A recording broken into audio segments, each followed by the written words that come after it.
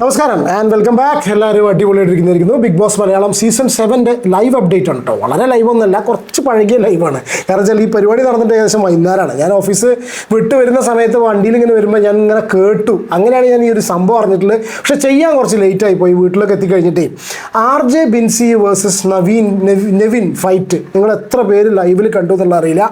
കണ്ടവർ നിങ്ങളുടെ അഭിപ്രായം കമൻറ്റ് ചെയ്യുക. ബിഗ് ബോസിൽ നമുക്ക് ഫേവറേറ്റ് ആയിട്ടുള്ള ഒരുപാട് കണ്ടസ്റ്റൻസ് ഉണ്ടായിരിക്കും.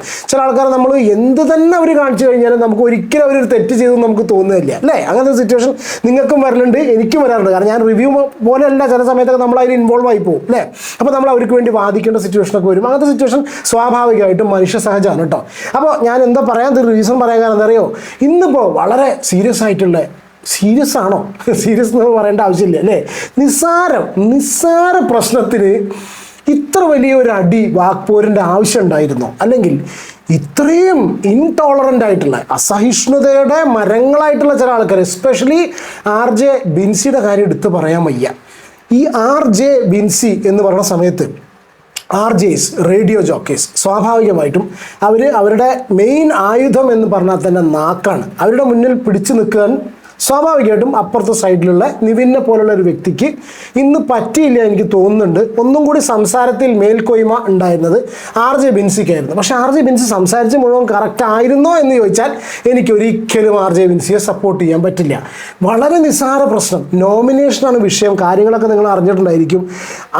ജയിലിലേക്ക് വിടാനുള്ള നോമിനേഷൻ. ഞാൻ വിചാരിച്ചു ഈ അടിപിടിയും കാര്യങ്ങളും കണ്ടപ്പോൾ എനിക്കെന്നെ ഈ വീഡിയോ കണ്ടപ്പോൾ എന്താ കൺഫ്യൂഷൻ തോന്നി അറിയോ? ചേട്ടാ ഇനി ഇവിടെ എങ്ങനെയാണോ ജയിലിലേക്ക് വിടുന്നത്? അല്ല, ജയിലിലേക്ക് പോകുന്നത് നമ്മൾ അപ്പാണിനെ ഡയറക്റ്റായിട്ട് നമ്മുടെ സുപ്രഭാത മനീഷ് നോമിനേറ്റ് ചെയ്തു. ഇന്നലെ രഞ്ജിത്ത് പറഞ്ഞൊരു വർത്തമാനം, ഇന്നലെ മിഞ്ഞാന്നിട്ട് പറഞ്ഞു സുപ്രഭാതത്തിൽ തുടങ്ങി ചെറ്റയിൽ അവസാനിച്ചു എന്ന് പറഞ്ഞിട്ടൊരു കോമഡി ഡയലോഗ് പറഞ്ഞു. എത്ര പേര് കേട്ടു എന്നുള്ള അറിയില്ല. അങ്ങനെ നമ്മളെ സുപ്രഭാത മനീഷിൻ്റെ വക ഡയറക്റ്റായിട്ടാണ് അപ്പാണിനെ ജയിലിലേക്ക് നോമിനേറ്റ് ചെയ്തിട്ടുള്ളത്. കൂടെ പോകുന്ന അനുമോളാണ്. അപ്പോൾ അങ്ങനത്തെ സിറ്റുവേഷനിൽ ജയിലിലേക്ക് പോവുകയാണെങ്കിൽ തിരക്കടില്ല. പോകുന്ന വെച്ചാൽ അതിൻ്റെ ഒരു ഫ്രസ്ട്രേഷനാണെന്ന് വിചാരിക്കുക. ആ പോവും കൂടി ചെയ്യാത്തിട്ടുള്ള RJ ബിൻസിക്ക് എന്താണ് ഇത്രയധികം അസഹിഷ്ണുത വരേണ്ട ഒരു സിറ്റുവേഷൻ ഉണ്ടായിട്ടുള്ളത്? കാരണം എന്താണെന്നറിയോ, ബിൻസിനെ നോമിനേറ്റ് ചെയ്ത 2 പേരാണ് ഷാനവാസും രണ്ടാമത് നെവിനും. ഷാനവാസിനോട് സ്വാഭാവികമായിട്ടും ഇന്ന് രാവിലത്തെ ആ പ്രശ്നം കഴിഞ്ഞ് ഇന്നലെ രാവിലത്തെ ആ പ്രശ്നം കഴിഞ്ഞതിന് ശേഷം, അതായത് കിടന്നുറങ്ങി രാവിലെയല്ല പകലുണ്ടായിട്ടുള്ള ആ പ്രശ്നം കഴിഞ്ഞതിന് ശേഷം ഷാനവാസിനോട് സ്വാഭാവികമായിട്ടും RJ ബിൻസിക്ക് ഒരു ചെറിയൊരു കലിപ്പ് നിൽക്കുന്നുണ്ട്.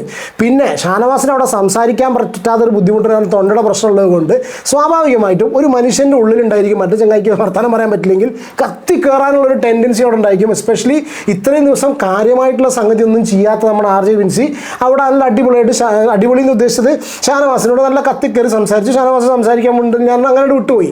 പക്ഷെ അത് കഴിഞ്ഞതിന് ശേഷം എന്തുകൊണ്ടാണ് എന്നെ നോമിനേറ്റ് ചെയ്തിട്ടുള്ളത്, എന്തുകൊണ്ടാണ് ബിൻസിയുടെ പേര് പറയാൻ പാടില്ല എന്ന് നമുക്ക് അറിയില്ല കേട്ടോ. അങ്ങനെയൊക്കെ ഉണ്ടോ? ചില ആൾക്കാരുടെ പേരൊന്നും പറയാൻ പാടില്ല ജയിലിലേക്ക് നോമിനേഷനിൽ. ഇതൊരു ഗെയിം ഷോ അല്ലേ, അതിൻ്റെ രീതിയിൽ അക്സെപ്റ്റ് ചെയ്യണ്ടേ? അപ്പോൾ എന്തായാലും നെവിൻ അങ്ങനെ RJ ബിൻസിനെ ജയിലിലേക്ക് നോമിനേറ്റ് ചെയ്തു. എന്തിന് നീ നോമിനേറ്റ് ചെയ്തു എന്നുള്ള ചോദ്യം ചോദിച്ചപ്പോൾ നെവിൻ്റെ ഒരു മറുപടി ഇതായിരുന്നു, നീ കൂർക്കം വലിച്ച് കിടന്നുറങ്ങി എന്ന് പറഞ്ഞപ്പോൾ അതിൻ്റെ മേലുണ്ടായ അടിപിടിയാണ്. ഞാൻ നിങ്ങളെ ചലഞ്ച് ചെയ്തിരുന്നു, ഞാൻ പുറത്ത് കൂർക്കം വലിച്ച് കിടന്നുറങ്ങും, ഇന്ന് ധൈര്യം ഉണ്ടെങ്കിൽ നിങ്ങൾക്ക് കഴിവുണ്ടെങ്കിൽ എന്നെ എടുത്തുകൊണ്ട് പോകുന്നൊക്കെ ഇപ്പോൾ ഓരോരുത്തർ പറയണേ ഞാൻ കിടന്നുറങ്ങിയിട്ടല്ല എന്നുള്ളത്. അതായത് ആ ടാസ്കിന് പുകഞ്ഞ കൊള്ളി പുറത്ത് നിന്നുള്ള ടാസ്കിന് പോകുന്ന സമയത്ത് പൂച്ചക്കുട്ടികളായി പോയ ആൾക്കാർ ഇപ്പോൾ വലിയ പുലികളായിട്ടൊക്കെ വിരസെന്ന് കാണുന്ന സമയത്ത് സത്യം പറഞ്ഞാലോ, എക്സെപ്റ്റ് ജിസിൽ ബാക്കി എല്ലാത്തിൻ്റെ കാര്യത്തിലും ശൈത്യ പിന്നെ ഓൾറെഡി ആ സിറ്റുവേഷനിലായിരുന്നത് അങ്ങനെ തന്നെ ആയി മാറി. ജിസിൽ ഒഴിച്ച് ബാക്കി എല്ലാവരുടെ കേസിലും എനിക്ക് സത്യം പറഞ്ഞാൽ പൂച്ച മാത്രമേ തോന്നുള്ളൂ. കാരണം എന്താ വെച്ചാൽ പൂച്ചക്കുട്ടികളായിട്ട് പേടിച്ച് പറിച്ച് അവിടെ യാതൊരു ഇല്ലാണ്ടായിട്ട്, പിന്നെ മാത്രമല്ല വളരെ കൃത്യമായിട്ട് പുകഞ്ഞ കൊള്ളി പുറത്തു നിന്നുള്ള ടാസ്കിൽ ബിഗ് ബോസ് പറഞ്ഞിട്ടൊരു സംഭവമുണ്ട്, കിടന്നുറങ്ങണം എന്നുണ്ടെങ്കിൽ കട്ടിലിൽ മാത്രമേ ഉറങ്ങാൻ പാടുള്ളൂ, ഇല്ലെങ്കിൽ അപ്പുറത്ത് ഇതൊന്നും നോക്കാണ്ട് മൂടിപ്പോച്ച് സുഖസുന്ദരമായിട്ട് വീട്ടിൽ കിടന്നുറങ്ങിയിട്ടുണ്ട്.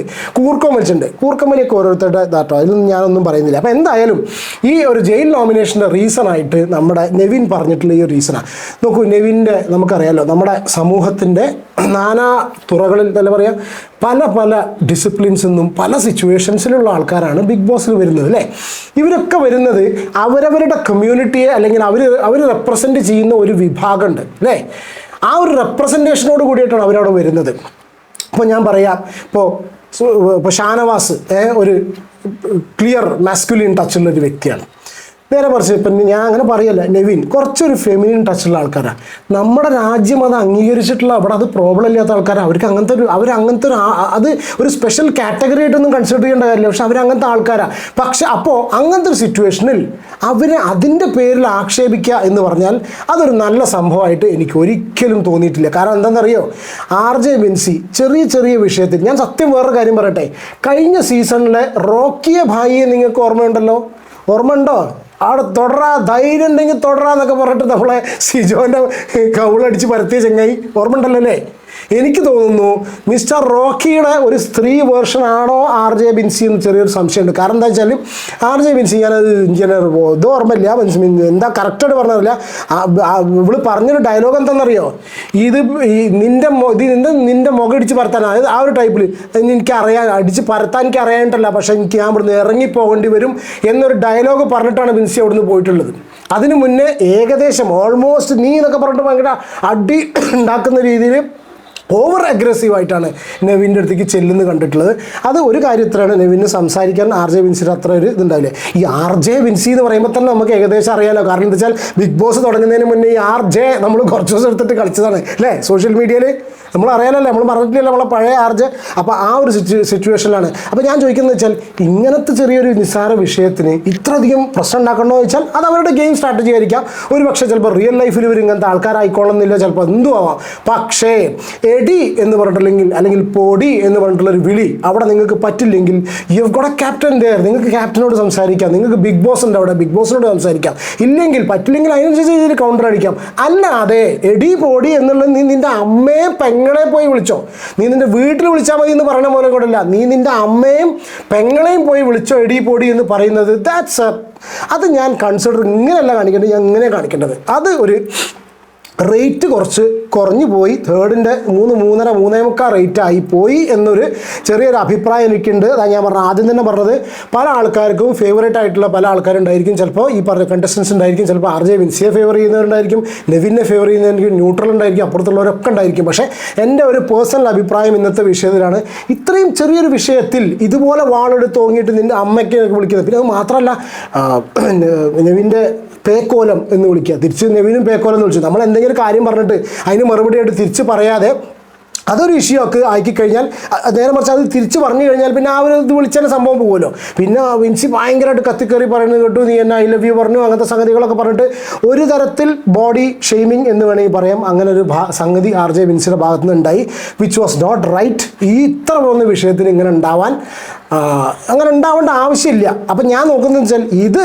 അവരുടെ അഭിനയമല്ലെങ്കിൽ, ഇത് സീരിയസ് ആയിട്ടാണ് ഈ ഒരു സിറ്റുവേഷൻ RJ വിൻസി പോകുന്നതെങ്കിൽ, ഈ വർഷം റോക്കി കുട്ടൻ നമുക്ക് കിട്ടിയിരിക്കുന്നു. റോക്കിണി, നമ്മുടെ റോക്കിണി ബിഗ് ബോസ് മലയാളം സീസൺ 6 റോക്കിക്ക് പകരം ബിഗ് ബോസ് മലയാളം സീസൺ 7 ഒരു റോക്കിണി കുട്ടീനെ നമുക്ക് കിട്ടിയോ എന്നൊരു സംശയമുണ്ട്. കാരണം വെച്ചാൽ ഇങ്ങനെയൊക്കെ പ്രൊവോക്ഡ് ആവേണ്ട ആവശ്യമുണ്ടോ? അപ്പോൾ ശരിക്കും അത്യാവശ്യം നല്ല രീതിയിൽ സ്ട്രോങ് ആയിട്ട്, ഞാൻ പറയുമ്പോൾ മറ്റേ അനീഷിൻ്റെ വെറുതെ കാണിച്ചിട്ടുള്ള പ്രൊവോക്കിംഗ് അല്ല, അനീഷിൻ്റെ പ്രൊവോക്കിംഗ് ഒരു ഇത് എല്ലാവർക്കും മനസ്സിലായിട്ടുണ്ട്, ഇതിന് വേണ്ടി ചെയ്യുക എന്നുള്ളത് മനസ്സിലായിട്ടുണ്ട്. അപ്പോൾ അതിനനുസരിച്ച് തന്നെ അവനെ ആൾക്കാരും പ്രതിരോധിക്കുള്ളൂ അല്ലേ.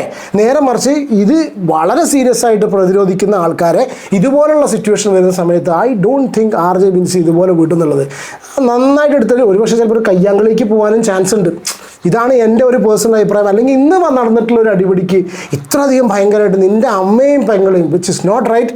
ഐ തിങ്ക് ഇപ്രാവശ്യം ഇത് ഈ നാളെ വരുന്ന വീക്കെൻഡ് എപ്പിസോഡിൽ ലാലേട്ടൻ 100% എനിക്ക് ചോദിക്കും എന്നുള്ളത് എനിക്ക് ഉറപ്പാണ്. കാരണം വെച്ചാൽ കുറച്ച് കാര്യങ്ങൾ അവിടെ ചോദിക്കാണ്ട്, അക്ബർ ഖാനുള്ള കൊട്ട് അവിടെ വരുന്നുണ്ടെന്ന് കേട്ടു. കാരണം വെച്ചാൽ സെപ്റ്റിക് ടാങ്കിനുള്ള കൊട്ട്, അതിനുള്ള പളികളൊക്കെ കുറച്ച് ആൾക്കാർ പുറത്തെടുത്തിട്ടുണ്ട്. രണ്ടാമത്തെ കേസ് ഈ ഒരു വിഷയം കൂടി കുറച്ച് സീരിയസ് ആയിട്ട് അവിടെ ചോദ്യം വരും എന്നുള്ള സംഗതിയിലാണ് ഏകദേശം നമുക്ക് ഇൻഫർമേഷൻ കിട്ടുന്നത്. നമുക്ക് ഏകദേശം കണ്ടപ്പോൾ മനസ്സിലാവുന്നത് തന്നെയാണ്. കാരണം വെച്ചാൽ ഈ ചോദ്യം വരും, കാരണം വെച്ചാൽ അത് ഇത്ര ശരിയല്ല. പിന്നെ നെവിൻ പറയും ചെയ്തു, എനിക്ക് അമ്മ മാത്രമേ ഉള്ളൂ എന്ന് പറയുന്ന ആ ഒരു സംഗതി കൂടി ഉണ്ടായി. പക്ഷെ അതൊന്നും തീരാതെ നിർത്താതെ അത്രയും സ്ട്രോങ് ആയിട്ട് RJ വിൻസി താൻ എന്തോ ഭയങ്കര സംഗതി ചെയ്തു, ഞാനാണ് അവിടെ ജയിച്ചിട്ടുള്ളത്, ഞാൻ എന്തോ വലിയൊരു സംഭവം ആയി എന്നുള്ളതിൽ നടക്കുന്നത് കണ്ടു. I like girls talking like this. എനിക്ക് ലൈക്ക് ദിസ് നല്ല സ്ട്രോങ് ആയിട്ട് സംസാരിക്കുന്നത് നമുക്ക് ഭയങ്കര ഇഷ്ടം. എനിക്ക് സത്യം പറഞ്ഞാൽ ആദ്യം കണ്ട സമയത്ത് നല്ല തീപാറും മുഷിരേറും പോരാട്ടം എനിക്ക് ഭയങ്കര ഇഷ്ടപ്പെട്ടു. കാരണം വെച്ചാൽ സംസാരിക്കണം. RJ വിൻസിയെ പോലുള്ള ആൾക്കാർ, ഇതിലുള്ള സ്ത്രീകൾ സ്ട്രോങ് ആയിട്ടോ പ്രാവശ്യം. അപ്പോൾ അവർ സംസാരിക്കണം. പക്ഷെ സംസാരിക്കുന്ന സമയത്ത് എന്താ പറയുക, നമ്മൾ എന്ത് സംസാരിക്കണം എന്നല്ല, നമ്മൾ ഏത് സ്ഥലത്ത് വെച്ച് സ്റ്റോപ്പ് ചെയ്യണം എന്നുള്ളതാണ് ഒരു മനുഷ്യൻ ഏറ്റവും കൂടുതൽ പഠിക്കേണ്ടത്. കാരണം വെച്ചാൽ ഇതൊക്കെ ഞാൻ പറഞ്ഞു വെച്ചാൽ ഇതൊന്നും നമ്മുടെ അതിൻ്റെ ഉള്ളിൽ വന്ന ആൾക്കാരൊന്നും അവരുടെ സഹോദരങ്ങളോ ഫ്രണ്ട്സോ ഒന്നും അല്ല മത്സരത്തിന് വന്നിട്ടുള്ള. അപ്പോൾ അവിടെ കീപ്പ് ചെയ്യേണ്ട ചില കാര്യങ്ങളുണ്ട്. പല കാര്യങ്ങളും പറഞ്ഞിട്ടില്ലെങ്കിൽ കൂടി അത് കീപ്പ് ചെയ്യേണ്ട ചില സംഭവങ്ങൾ നെവിൻ്റെ ഭാഗമാണെങ്കിലും ഒരാൾക്ക് എടി പൊടി എന്ന് വിളിക്കുന്ന ഇഷ്ടമില്ല എന്നുണ്ടെങ്കിൽ നേരെ വിളിക്കാതിരിക്കുക നല്ലത്. അല്ലെങ്കിൽ വിളിച്ചിട്ട് ബിഗ് ബോസിൻ്റെ അടുത്ത് വാങ്ങിയുള്ള സാധനങ്ങൾ വാങ്ങിച്ചു വയ്ക്കുക. പക്ഷേ അങ്ങനെയൊക്കെ ആണെങ്കിൽ കൂടി വീട്ടിൽ ഉള്ളവരെ പറയുന്നത് ഒരു കാരണവശാലും ആക്സെപ്റ്റബിൾ അല്ല. ഇതാണ് എൻ്റെ ഈ വിഷയത്തിലുള്ള എളിയായ അഭിപ്രായം. എന്താണ് നിങ്ങളുടെ അഭിപ്രായം? കമൻറ്റ് ചെയ്യൂ. വീഡിയോ ഇഷ്ടപ്പെടുകയാണെങ്കിൽ ലൈക്ക് ചെയ്യൂ. ചാനൽ സബ്സ്ക്രൈബ് ചെയ്യാതെ ആരെങ്കിലും വീഡിയോ കാണുന്നുണ്ടെങ്കിൽ സബ്സ്ക്രൈബ് ചെയ്യുക, സപ്പോർട്ട് ചെയ്യുക. നമുക്ക് അടുത്തൊരു വീഡിയോയിൽ കാണാം. Take care and God bless.